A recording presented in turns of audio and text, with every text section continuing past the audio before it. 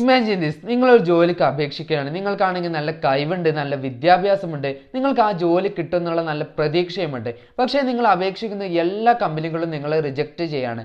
അങ്ങനെയാണെങ്കിൽ നിങ്ങളുടെ അപ്പോഴത്തെ അവസ്ഥ എന്തായിരിക്കും? പലരും ഡിപ്രഷൻ അടിച്ച് നിരാശനായിട്ടിരിക്കും. ചിലരാണെങ്കിൽ വേറെ ജോലി കിട്ടാൻ വേണ്ടിയിട്ട് ട്രൈ ചെയ്യും.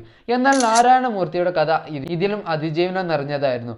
നാരായണമൂർത്തി തൻ്റെ കോളേജ് പഠനം കഴിഞ്ഞതിന് ശേഷം അദ്ദേഹം തനിക്ക് നല്ലൊരു ജോലി കിട്ടാൻ വേണ്ടിയിട്ട് പല കമ്പനികളിലും അദ്ദേഹം ജോലിക്ക് വേണ്ടിയിട്ട് അപേക്ഷിച്ചു.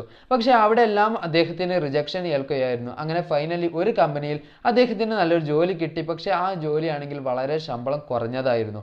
പക്ഷേ അദ്ദേഹം ഇതൊരു അവസരമായി കണ്ട് തനിക്ക് ജീവിതത്തിൽ മുന്നേറാൻ ഇനിയും ഒരുപാടധികം പഠിക്കാനുണ്ടെന്നുള്ള കാര്യം അദ്ദേഹം മനസ്സിലാക്കി. ബിസിനസ് ലോകത്തെക്കുറിച്ചും മാനേജ്മെൻറ്റിനെ കുറിച്ചും ടെക്നോളജിയെക്കുറിച്ചും അദ്ദേഹം ആഴത്തിൽ തന്നെ പഠിച്ച് മനസ്സിലാക്കാൻ ശ്രമിച്ചു. അങ്ങനെ ഒരു അവസരത്തിൽ ഫ്രാൻസിലെ ട്രെയിനിൽ യാത്ര ചെയ്തുകൊണ്ടിരിക്കെ അദ്ദേഹം ഒരു ചെറിയ സംഭവത്തിൽപ്പെട്ട് അദ്ദേഹത്തെ കുറച്ച് മണിക്കൂറുകൾ ജയിലിൽ അടക്കപ്പെട്ടു. അങ്ങനെ ആ അവസരത്തിൽ അദ്ദേഹത്തിന് ഒരു ചിന്ത ഉണ്ടാകുകയുണ്ടായി. തനിക്ക് സ്വന്തമായിട്ട് എന്തെങ്കിലും തുടങ്ങണം, സ്വന്തമായിട്ടൊരു നല്ലൊരു ബിസിനസ് സ്റ്റാർട്ട് ചെയ്യണം എന്നുള്ളൊരു ചിന്ത അദ്ദേഹത്തിന് ഉണ്ടാകുകയുണ്ടായി. അങ്ങനെ ഒരുപാട് നാളത്തെ പ്രയത്നങ്ങൾക്കൊടുവിൽ അദ്ദേഹം ഇൻഫോസിസ് എന്ന കമ്പനി 1981 വെറും 10,000 രൂപക്ക് അദ്ദേഹം സ്ഥാപിപ്പിച്ചെടുത്തു. അതേസമയം ഇന്ത്യയിൽ IT കമ്പനിക്ക് വലിയ ഭാവിയില്ലെന്നായിരുന്നു പലരുടെയും ധാരണ. പക്ഷേ അദ്ദേഹവും തൻ്റെ സുഹൃത്തുക്കളും ഒരിക്കലും തന്നെ തോൽവിയെ അംഗീകരിച്ചു കൊടുക്കാൻ തയ്യാറായില്ല. കഠിനാധ്വാനം, ആത്മവിശ്വാസം, സ്ഥിരത, ഇതൊക്കെയായിരുന്നു അവരുടെ വിജയത്തിൻ്റെ താക്കോൽ അല്ലെങ്കിൽ വിജയത്തിൻ്റെ ആയുധങ്ങൾ എന്നുള്ളത്.